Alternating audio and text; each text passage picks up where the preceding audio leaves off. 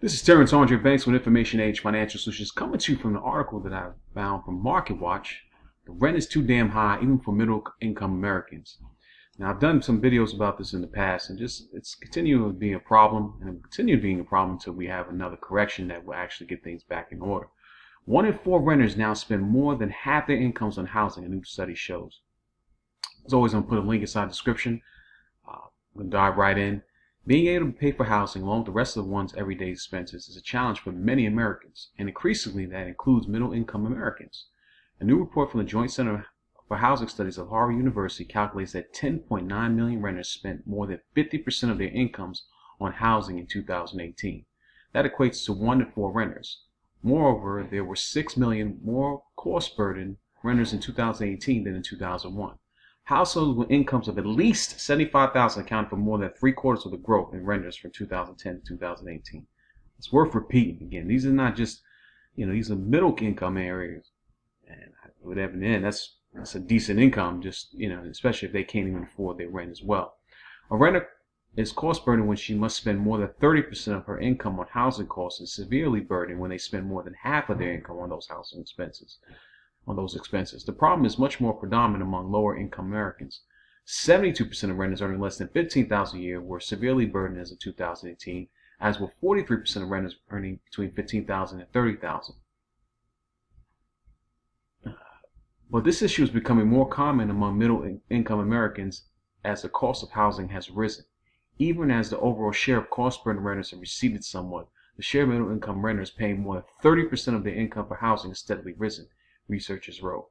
Nearly 56% of renters earning between $30,000 and $45,000 a year were cost burdened as 2018, up 5.4 percentage points from 2011. That was the largest increase in the share of cost burdened renters across any income band in the country. Among those who earn between $45,000 and $75,000 annually, this share increased 4.3 percentage points to 27%. The Pew Research Center defines the middle income American household as a 3-person family that earns between $45,000 and $135,000 annually. Wow. The spread of cost burdens up the income scale coincides with an ongoing decline in lower cost rentals, researchers wrote. While the improving economy has increased the share of middle income renters, earnings growth has not caught up with the rise in rents. A number of factors have caused more Americans to face hardships in affording their rental housing. In recent years, these been a surge in demand for rental units among high-income Americans. Households with incomes of at least $75,000 accounted for more than 3/4 of the growth in renters, 3.2 million from 2010 to 2018, the study found. As a result, construction activity is concentrated on the upper end of the market, with builders focused on building amenity-rich apartment buildings in popular neighborhoods designed to appeal to this higher-income renter and fetch a higher rent. Institutional investors have also bought up a larger share of the country's rental housing stock, renovating many of these units in order to convert them into properties that can charge a higher rent. That's caused the nation's supply of low-cost rentals to shrink quickly. Low-cost rentals only made up 25% of the nation's rental stock as of 2017, down from 33% in 2012. The largest declines occurred in states not known for their high-end housing markets: Iowa, Montana, Nebraska, North Dakota, Oklahoma, and Texas.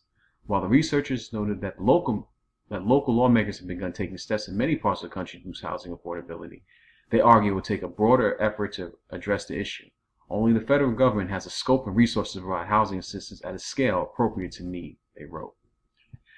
Again, I don't think the federal government is going to come in and even when they do attempt this, they'll probably try to subsidize these apartments or houses, giving the impression that they can afford them, but they really can't because they're being subsidized by the government. Again, the cure to higher prices is higher prices. And with this, and even though that sounds like a cliche or some kind of thing for a punchline, it's not. If you continually increase the burden and make it still unaffordable, you'll continue to increase that homeless issue, which I've done a video in the past.